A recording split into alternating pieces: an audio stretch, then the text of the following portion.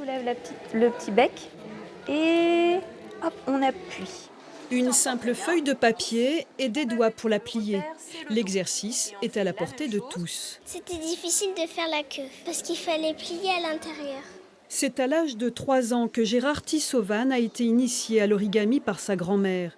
Depuis, le petit garçon cambodgien n'a jamais cessé de plier ses petits bouts de papier qu'il garde toujours dans ses poches.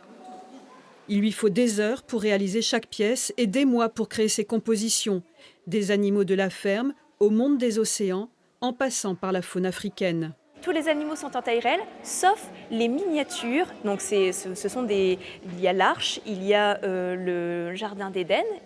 Alors ce sont toutes des miniatures en fait. Il y a énormément de petites pièces sous vitrine.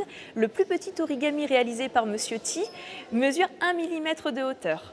Donc il est réalisé avec une pince à épiler et avec une petite loupe. C'est vraiment exceptionnel. C'est un oiseau.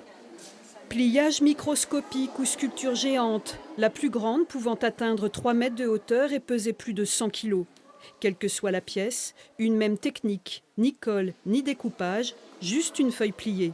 185 plis pour ce lion, avec un carré de 7 mètres de côté. Oh, je trouve ça très joli et surtout énormément de créativité, puis de patience, je suppose.